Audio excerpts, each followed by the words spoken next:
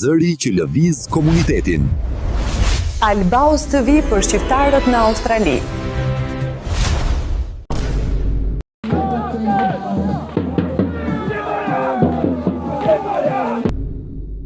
E mërkur 15 korrik kur Adelaide u vesh kuqezi.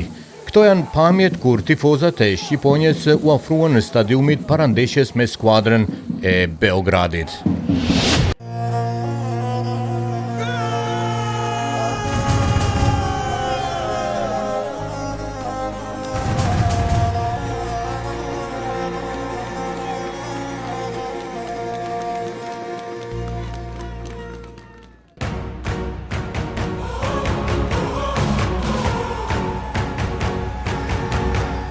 Shqiponjat shkruajnë në histori, Beogradi unë poshtë tani ëndra vazhdon.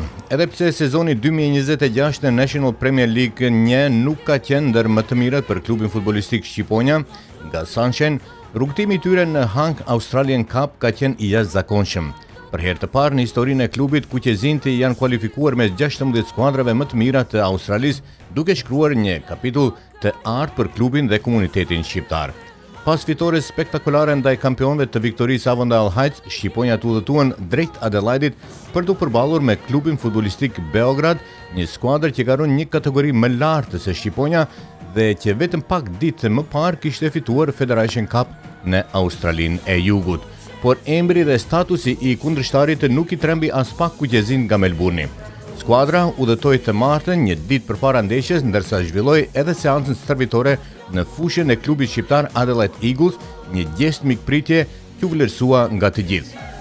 Të mërkurën, Adelaide u vesh kuqezi. Afro 400 tifoza të Shqiponjës, disa duke fluturuar e të tjerë duke udhëtuar me makina nga shtete të ndryshme, briten për të mbështetur skuadrën. Niko Qiri, klubi futbolistik Beograd, duke e ditur rëndësinë e sfidës, regjistruan një rekord pjesëmarrje në stadiumin me 1603 spektator. Megjithatë, duelin në tribunat u fitua nga tifozët shqiptar ende pa nisur ndeshja. Rreth 300 metra larg stadiumit, qindra tifoz kuqezin u mblodhen në mënyrë të organizuar dhe mes këngëve patriotikëve, flamujve dhe fishek zjarrve, marchuan drejt stadiumit duke krijuar një atmosferë elektrizuese që la pa fjalë vendasit dhe të shtangur. Në fush, minutat e para i takuan Beogradit që krijoi një rast të mirë shënimi, por portieri i Shqiponjës reagoi në mënyrë fantastike duke mbajtur portën të paprekur. Pas atij momenti, kontrolli i lojës kaloi në plotësisht në duart e Shqiponjës. Kuqezin krijuan një sër rastesh të pastra, por pjesa e parë u mbyll me rezultatin 0-0. Fillimi i pjesës së dytë solli shpërblimin e merituar. Në minutën e 51, Julian Barras zhbllokoi rezultatin dhe ndezi festën e tifozëve shqiptar. Beogradi reagoi dhe barazoi, por përgjigjja e Shqiponjës ishte menjëhershme. Vetëm pak minuta më vonë, në minutën e 60, Ahmet Shifa i riktheu avantazhin për kuqezinë. Kur ndeshja po hynte në minutat vendimtare, talenti i ri Ray De Santos vulosi një aksion model dhe në minutën e 83 shënoi golin e tretë duke çuar rezultatin në 3-1.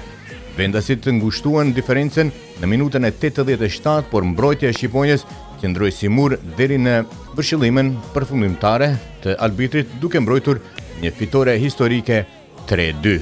Pas ndeshjes pati dhe momente të shëmtuara ku disa lojtarë, pjesëtarë të stafit dhe tifoz vendas reaguan në mënyrë antisportive duke hedhur shishe në drejtim të futbolistëve të Shqiponjës. Për fat të mirë, incidenti nuk zbeu festën e kuqezinëve. Tifozët shqiptar u larguan nga stadiumi ashtu siç kishin hyrë me këngë, krenari dhe dinjitet. Një falënderim i veçantë i takon gjithë komunitetit shqiptar në Adelaide, i cili u mobilizua në numër të madh mbi 200 bashkëkombës, duke marrë me vete dhe familjet dhe fëmijët. Ata treguan edhe një herë se shqiptari ditë mbështet shqiptarin pavarësisht se në cilin cep të Australisë ndodhet.